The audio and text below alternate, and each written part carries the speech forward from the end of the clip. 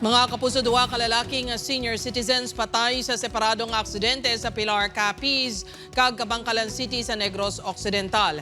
Ini ang gintutukan ni Kim Salinas. Patay ang 89 anyos si Elias Orlando matapos inimahitendran sang truck sa barangay San Fernando, Pilar Capiz.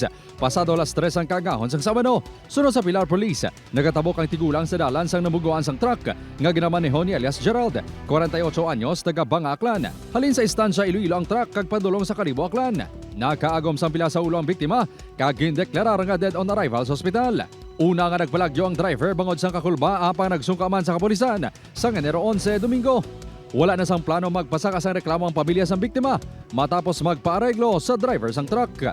Likuan yung parte siyang highway na itang sa barangay sa Fernando kuntada pag-abot sa Igapo na way kati para kumusulo sang driver nga may tawo na dito na sanggit sang iyang salakyan ang tigulang.